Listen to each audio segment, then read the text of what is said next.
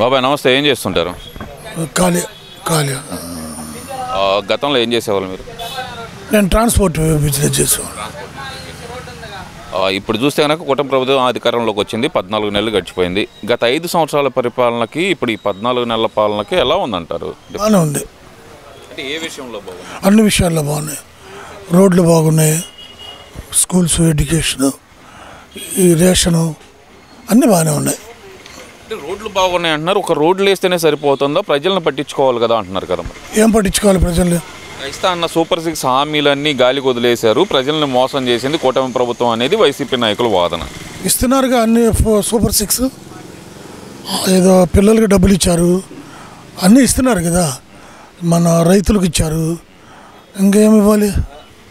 అంటే ఇవన్నీ ఏదైతే 6 హామీలు ఉన్నాయో 6 హామీలు సంవత్సరం దాటినా నెరవేర్చలేకపోయింది. ఇదేం ప్రభుత్వం పాలన అంటున్నారు కదా. మరి నువ్వు పెళ్లి చేసుకున్నామంటే కాపురం చేస్తున్నావా?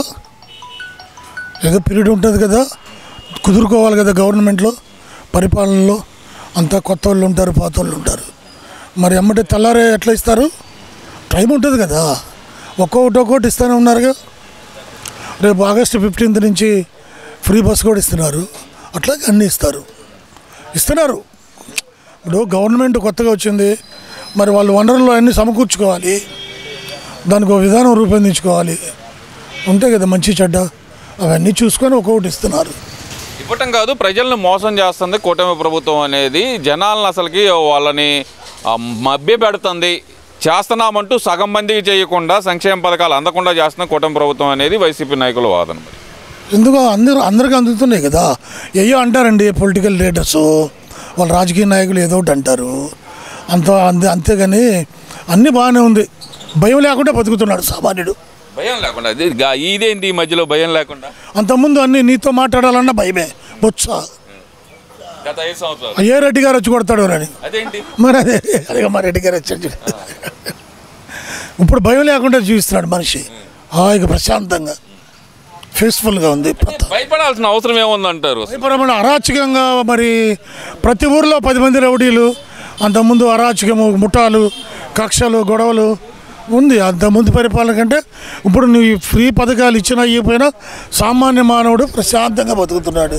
ఇప్పుడే అసలుకి మాట్లాడే ప్రసక్తే లేకుండా పోయింది. నేను మాట్లాడతా ఫ్రీగా, చెప్పు నువ్వేం మాట్లాడమంటే ఆ మాట్లాడతా. ఏ విషయం చెప్పు, ఏ విషయంలో మాట్లాడమంటే ఆ విషయంలో మాట్లాడతాం. కేసులు లేవు, మంచి లేదు, అన్నీ బాగానే ఉంది, అంతా బాగుంది, హ్యాపీ. అంటే ఇప్పుడు నోరు తెరిచి ప్రశ్నించే గొంతుకులను అనగదొక్కి అక్రమ కేసులు పెట్టి అరెస్ట్ చేస్తున్నారు. ఇది రెడ్ బుక్ రాజ్యాంగం తప్పితే అంబేద్కర్ రాజ్యాంగం కాదండి. రాజ్యాంగం సామాన్యుడికి కాదు. నువ్వు ఎవరినైతే ఇబ్బందులు పెట్టావో వాడు నేను ఇబ్బందులు పెడుతున్నారు, అంతేగాని ప్రజలను ఎవ్వరు ఏమి ఇబ్బందులు పెట్టడం లేదు.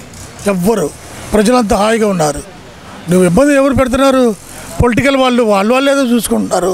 వాళ్ళంతా పత్తిత్తులైంది, వాళ్ళేమి ఇత్తులు కాదు కదా సార్. అసలు ఇప్పుడు దాకా అరెస్ట్ అయిన వాళ్ళందరూ అమాయకులు. కొడాల అమాయకుడా, రోజా అమాయకురాలా, లేకపోతే వంశీ అమాయకుడా? ఎవరు అమాయకులండి? అబ్బాబ్బాబ్బాబ్బా, అద్భుతమైన అమాయకుడు ఆయన. అమ్మోడు నోట్లో ఏలు పెట్టినా కొరకలేడు, ఏది పెట్టినా కొరకలేడు ఆయన. మాచర్ల పిన్నెల్లి రామకృష్ణారెడ్డి అమాయకుడా? ఏంటండి అమాయకుడు? తప్పుడు కేసులు పెట్టి అరెస్ట్ చేస్తున్నారు, ప్రభుత్వాన్ని ప్రశ్నిస్తున్నందుకే ఈ దాడులు చేస్తున్నారు అంటున్నారు. ఈ అంతా కూడా బోగస్ అమాయకులు వీళ్ళందరూ. ఊరుగా మాట్లాడుతూ అంతే, ఏం లేదు, అంతే తప్పితే ఏం లేదంటారు. అంటే ప్రజలు ఎవరు ఇబ్బందుల్లో లేరు? ఎవరు లేరు, హ్యాపీగా ఉన్నారు. మరి జగన్మోహన్ రెడ్డి ఏదో ఒక యాప్ తీసుకొస్తున్నాడు అంట సార్, మరి దాని గురించి ఏదో పెట్టుకుంటారు, ఏదో ఒకటి. ఖాళీగా ఉండలేరుగా. ఇప్పుడు ఆయన రాజకీయ నిరుద్యోగి అయ్యాడు పాపం. రాజకీయ నిరుద్యోగి ఎలాగ అవుతాడు సార్? ఆయన ఎమ్మెల్యే కదా సార్ ప్రజెంట్. పిచ్చి ఎమ్మెల్యే, ఉపయోగమే ఉంది ఎమ్మెల్యేకి, ఉపయోగమే ఉంది ఆయనకి. ఎమ్మెల్యే కూడా లేకపోతే రోజు కోర్టుకు వెళ్ళాలి ఆయన. 30 కేసులు ఉన్నాయి ఒక్కొక్కడికి. ఎవడమ్మాయికుడు అండి? పెద్దిరెడ్డి రామచంద్రారెడ్డి అమ్మాయికుడ, వాళ్ళ కొడుకు అమ్మాయికుడ, చెవిరెడ్డి భాస్కర్ రెడ్డి అమ్మాయికుడ, భూముడు కరుణారెడ్డి అమ్మాయికుడ. వెంకటేశ్వర స్వామిని నమ్ముకుంటారు కదండి వాళ్ళు. ఏనా ఎవరు అమాయకుడండి? సార్ వరుస పెట్టి లిస్ట్ చెబుతున్నారు. ఏముందండి మరి వీళ్ళంతా అరాచకం చేశారు కదండి. ఇప్పుడు రాష్ట్రాన్ని పంచుకున్నారు, తలా 4 జిల్లాలు. అంటే ఇక్కడ ఇంకో విషయం కూడా చెప్పాలంటే కనుక ఇప్పుడు జగన్మోహన్ రెడ్డి చెప్తుంది ఏంటంటే మిమ్మల్ని ఎవరైతే ఇబ్బంది పెడుతున్నారో 3 సంవత్సరాలు కళ్ళు మూసుకోండి, మళ్ళీ మనం అధికారంలోకి వస్తాము, ఒక్కొక్కరికి 2.0 అంటే ఏంటో చూపిస్తాను అంటున్నాడు. అదే ఆ రౌడీ షీటర్స్ ఉన్నారు కదా, ఆయన అనుచరుల వర్గము. ఇప్పుడు ప్రతి ఊర్లో కొంతమంది ఉన్నారు ఆయనకి, ఓన్లీ రౌడీ షీటర్సే. మంచివాడు ఎప్పుడూ ఉండడు. మీరు ఇప్పుడు కాదు, ఆయన ముఖ్యమంత్రి కాకముందు, పార్టీ పెట్టకముందు కూడా ఆయనకు అనుచర వర్గం ఉంది ప్రతి ఊర్లో. జగన్మోహన్ రెడ్డి గారు పార్టీ పెట్టకముందు కూడా ప్రతి ఊర్లో ఆంధ్రాలో ఆయన అనుచర వర్గం ఉన్నాయి. వాళ్ళంతా రౌడీ షీటర్లు అప్పటి నుంచి. ఇప్పుడు కొత్త రౌడీ షీటర్ కాదు, అప్పటి నుంచి రౌడీ షీటర్లు ఉన్నారు. కావాలని చూసుకోమనండి. ఆయన అంతే, ఆయన అలా ఆయన మొత్తం ఆయన నడవడికే మొత్తం. మరి 2.0 సంగతి ఏమంటారు? 2.0 లేదు, 3.6 లేదు, ఏం లేదు. ఆయన ఇప్పుడు ఆయన అనుచర వర్గము ఈ పిచ్చి పిచ్చి మాటలన్నీ మాట్లాడి ఉండే అవకాశం కూడా చెడగొట్టుకుంటున్నారు. వచ్చే సానుభూతి కూడా రాకుండా చేసుకుంటున్నారు. అంటే ఇక్కడ ఇంకో విషయం కూడా తీసుకుంటే కనుక జగన్మోహన్ రెడ్డి చాలా కాన్ఫిడెన్స్గా చెబుతున్నారు 2029లో నేనే అధికారంలోకి వస్తానని. మరి జనాలను ఊరక మభ్య పెడుతున్నాడు, భయపెట్టారు. దానికి ఆయనంతా భయపెట్టడమే కదా, ఊరక భయపెడుతున్నాడు అంతే.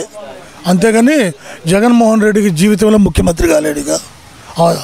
వీళ్ళ కానివ్వరు, రోజా కానీదు, పెద్దిరెడ్డి కానీడు, వీళ్ళే కానీ. అవును అబ్బే, వాళ్ళ నన్ను ఎవరు అంటుంది చూడండి, ఆమె మేము వచ్చిన తర్వాత ఎగిరేస్తామని, ఎగరేసి దాన్ని ఇద్దంట. ఇంకెవరు వాళ్ళకి ఎగరేసి ఓట్లు వేసేది? ఎవరు వస్తారు చెప్పండి? ఇప్పుడు ఆమె ఓటేసి తనిచ్చుకోవాలా? ఎవడు వస్తారు చెప్పండి? అంటే ఏదో మాట వరుసగానే ఉంటుంది. మాట వరుస కాదు, వాళ్ళ లైఫే, వాళ్ళ పద్ధతే, వాళ్ళ బిహేవియర్ అది, వాళ్ళ బిహేవియర్ అది. మీరు చూడండి, పెద్దిరెడ్డి రామచంద్రారెడ్డి చిత్తూరు జిల్లాలో దేవస్థానం భూములు ఎన్ని ఆక్రమించుకున్నాడు చూసుకోపోండి. చెవిరెడ్డి కానీ చెరువులు ఆక్రమించుకున్నారు. వెంకటేశ్వర స్వామి భూములు, అదేదో మఠం భూములు ఉంటాయి కదా, హతీరామ్ మఠం భూములు చూడండి మీరు. చుట్టూ ఫెన్సింగ్లు వేసుకొని గేట్లు పెట్టుకున్నారు తిరుపతిలో. నేను 3 సంవత్సరాలు తిరుపతిలో ఉంటా కాబట్టి నాకు తెలుసు వాళ్ళ విషయాలు. ఇదంతా నిజమే అంటారు ఈ ఆక్రమణ అన్ని 100%, 100% మఠం భూముల్లో అసలు నాకేం సంబంధం లేదంటున్నాడు కదండి ఆయన. మొత్తం ఆయన ఆక్రమించారు.